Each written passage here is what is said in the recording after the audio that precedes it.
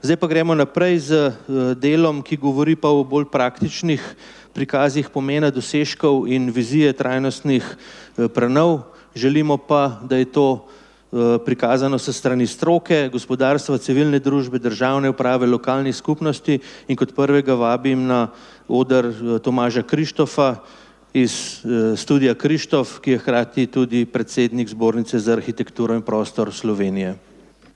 Hvala lepa, lep pozdrav vsem, hvala za vabilo. Očitno imamo tu malo težave s fonti, ampak upam, da bo šlo lepo naprej. Se pravi, bom skušal biti zelo kratek in govoriti zelo hitro, ker je dosti zapovedati v malo časa. Se pravi, v našem biroju se veliko ukvarjamo z projekti celovitih prenov večstanovanjskih stavb iz tega fonda grajenega v 50. in 60. letih prejšnjega stoletja. To so te stavbe, ki se sedaj na veliko energetsko sanirajo. Vemo pa, da njihove težave ležijo morda tudi ali pa predvsem drugje, se pravi v nizki potresni varnosti. Tukaj so tele odstotki, ki jih je pridobljeni na podlagi analiz, ki jih je naredil Zavod za gradbeništvo Slovenije. Se pravi, odstotki potresne varnosti glede na današnje standarde oziroma glede na današnje zahteve. Druga so pa tudi, recimo temu, nižji bivanjski pogoji, kot bi si želeli v teh stavbah. Zdaj, te stavbe se, kot rečeno, na veliko energetsko sanira, kar v večini primerov pomeni, da se pač te konstrukcijske razpoke, ki so vidne na fasadi, čisto preprosto polepi s toplotno izolacijo in dobimo ene take, jaz temu pravim, Potemkinove prenove, ker stavba seveda zgleda nova, lepša, boljša, v resnici pa smo vse težave ali pa večina njenih težav zgolj zakrili. Zdaj, te projekte sem na prvi konferenci oziroma ustanovitvi stičišča že predstavljal, zato tokrat zelo hitro grem naprej. Se pravi, to je sploh prvi projekt, takrat sem v tej stavbi tudi sam živel. Se pravi, gre za projekt, s katerim obstoječo stavbo razširimo na vse 4 strani, na ta način dobimo en tak prstan, ali pa mogoče bi lahko to primerjali z mavcem pri zlomljeni nogi, ki drži skupaj konstrukcijo stavbe, ki omogoča tudi nadzidavo z novimi etažami, pač ta nova konstrukcijska trdnost omogoči to, odvisno od tega, kako seveda to izračunajo gradbeni inženirji. Tukaj je sodeloval dr. Iztok Šuštaršič pri tem projektu in pridobimo pač tudi novo podobo stavbe, ker so tele nove stanovanjske površine pridobljene v tem dodatnem obodu tudi vidne. Naslednji projekt je projekt podolgovatega bloka, ki ga lahko razširjamo samo na 2 strani, na podoben način nadzidamo, v tej nadzidavi pridobimo nova stanovanja, ki se lahko prodajajo in delno tudi financirajo celoten projekt.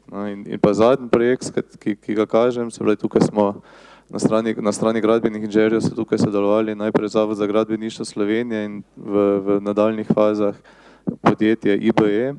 Gre za roške in streliške stolpnice, za skupino 8 stolpnic pod Ljubljanskim gradom, ki jih prav tako na zelo podoben način obzidamo z novim volumnom. Tukaj gre za betonske stene, pravokotne na obstoječo fasado in tudi tukaj seveda v tem novem volumnu pridobimo prostor za širitev obstoječih stanovanj in pridobimo tudi eno tako novo podobo stavbe in novo podobo naselja, s temi zelo močno poudarjenimi vertikalnimi rebri, ki na nek način spominjajo in so tudi konstrukcijsko uporabljajo podoben princip kot rebra gotskih cerkev. To je ena izmed predstavitev teh projektov stanovalcev. Spravi, ta projekt teče, naredili smo že prvo fazo, idejno zasnovo, zdaj smo pred začetkom idejnega projekta, občina pa mesto tudi že začela pripravljati OPPN.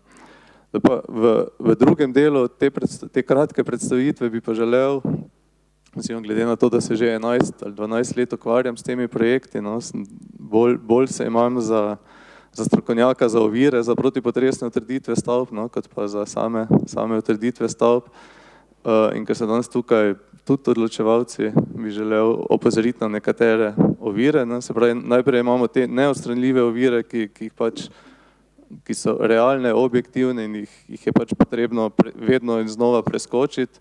Se pravi, nekaterih stavb čisto preprosto zaradi obstoječe konstrukcije ni možno utrditi ali pa prostorska neka situacija tega ne omogoča. Potem naročanje projektne dokumentacije je in bo vedno izjemno zahtevno, zato ker ob začetku, ob neki odločitvi, da stavbo potrebno utrditi, se še ne ve, na kak način, kakšne bodo rešitve in tudi kakšne projekte potrebujemo, zato jih je potrebno naročati v več fazah, kar je pa večinoma neka nepremostljiva ovira za etažne lastnike stavb ali pa vsaj za tiste upravnike. No.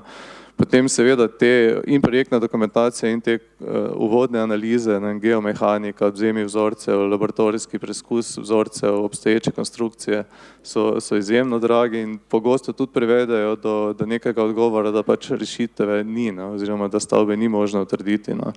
Potem seveda potrebujemo gradbeno dovoljenje, sama gradbena dela, če pride do njih, so izjemno zahtevna, pogosto tudi zahtevajo izselitev, vsaj za nekaj časa ljudi, no, in pa jasno izjemno visok strošek izvajanja gradbenih del, ta se seveda lahko zniža z subvencijami, ampak s tem ga nismo znižali, zgolj predstavili smo ga, ne. Zgolj predstavili smo žep, iz katerega jemljemo. Zdaj pa tiste, bolj pomembno pa je zaznati, katere so pa odstranljive ovire za protipotresne utrditve stavb, no, in tukaj sem tudi polen tak semaforček dodal, no, se pravi, boste videli sproti. Prva je velika neosveščenost prebivalstva o nujnosti oziroma o problematiki potresno varne gradnje. Zdaj, ta se je, moram reči, nekoliko zboljšala v zadnjem času, predvsem seveda zaradi potresov, ki so se zgodili v naši okolici. Potem pomanjkanje primerov dobre prakse, jaz v bistvu ne poznam nobene večstanovanjske stavbe z večjimi etažnimi lastniki, ki bi se že protipotresno utrdila do danes v Sloveniji. Imamo pa na srečo več teh javnih objektov, ki so se pravi nekaj primerov dobre prakse imamo, tu ni čist rdeč semafor. Pomanjkanje informacij etažnih lastnikov o potresni varnosti lastne stavbe, to je eden izmed največjih problemov. No. Etažni lastniki se odločajo ali iti v energetsko sanacijo ali potresno prenovo ali sploh ničesar in v resnici ne vedo, v kakšnem stanju je njihova stavba in tudi upravniki jih ne spodbujajo v to, da bi naročili tisto res ne zelo drago prvo analizo tega. Ne. Se pravi, tukaj imamo en rdeč semafor, potem privlačnost energetskih sanacij stavb. Velika večina stavb, ki se niso utrjevale zato, ker so se etažni lastniki na koncu odločili, da pač gredo v to energetsko sanacijo. In ko je enkrat stavba obdana, mislim, ko je enkrat fasada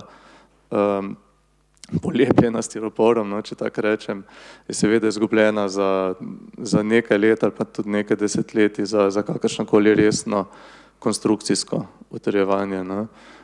In ta privlačnost še vedno ostaja, to se še vedno dogaja. No. Naslednja stvar je pomanjkanje subvencij za protipotresne utrditve stavb, kar je na srečo odpravljena ovira, no. Bravo, Ekosklad, no, končno po novem je tudi za utrditve konstrukcije možno dobiti subvencije. Pridobivanje soglasja etažnih lastnikov je vedno zelo problematično, ampak na srečo od lanskega leta velja prenovljen stanovanjski zakon, po katerem zadošča 75% soglasje etažnih lastnikov za to vrstne posege in ne več 100% soglasje, no, kar je en ogromen korak naprej in upam, da bo tudi kmalu dal rezultate. Naslednja stvar je pridobivanje soglasja lastnikov sosednjih parcel. Ta je še vedno neka ovira, ki v bistvu je nepremostljiva oziroma lastniki sosednjih parcel še vedno imajo možnost ustaviti utrditev stavbe z širitvijo. No. Pač imajo to neko diskrecijsko pravico. Ni nekih odpustkov glede tega. No. Rigidnost gradbene zakonodaje, tukaj se ne bi preveč ustavljal, zgolj pohvalim Ministrstvo za okolje in prostor, ki to rigidnost odpravlja že leta 2017 s tistim takrat novim gradbenim zakonom, ki je zdaj tudi že spremenjen, ampak je ta korak naprej ohranjen. Rigidnost prostorske zakonodaje, zdaj tukaj moram dati eno tako oranžno, rumeno luč, zato ker ne vemo, kaj se bo zgodilo z podrednimi akti, s pravilniki, ki so vezani na zakon o urejanju prostora. Gre preprosto za to, da seveda te širitve stavb, kadar pač se protipotresno utrjujejo širitvami stavb, posegajo v okolico, posegajo v urbanizem, no. In tukaj je vprašanje, če so pogoji, da je to poseganje omogočeno, no, je vprašanje, na kak način se ti prostorski pogoji lahko spreminjajo. In zaenkrat še vedno velja, da se recimo meje namembnosti rabe nekega območja lahko spreminjajo samo z OPN-jem, kar seveda popolnoma ustavi en tak postopek. Gre za en detajl, no, ki ga ne bi tukaj razlagal, ampak je zelo, zelo pomemben in velikokrat pomeni, da lahko o prenovi razmišljamo šele čez 4 leta, ko bo občina naslednjič prenovljala OPN. Ostaja rigidnost prostorskih aktov, recimo če omenim za Ljubljano, no, širitev stavbe se pogosto ne more zgoditi zato, ker nov razširjen del stavbe, kljub temu, da zagotavlja neko potresno varnost ljudem, pač jemlje nekaj sence sosednjim objektom in že to je tista rdeča luč, ker pač ta prenova ni možna. Dolgotrajni postopki pridobivanja funkcionalnega zemljišča, torej za stavbe, za stanovanje, oziroma stavbe, kjer so se stanovanja lastninila po Jazbinškovem zakonu, velja, da so pač etažni lastniki večinoma lastniki parcele samo do fasadne meje stavbe, se pravi za kakršnokoli širitev stavbe je potrebno pridobiti tisto zemljišče, ki je funkcionalno zemljišče stavbe in se ga dobiva v nepravdnem postopku po zvetlu, ki spet traja 2 do 3 leta. Po naših izkušnjah. No. 2 taka postopka smo že dali skozi. No.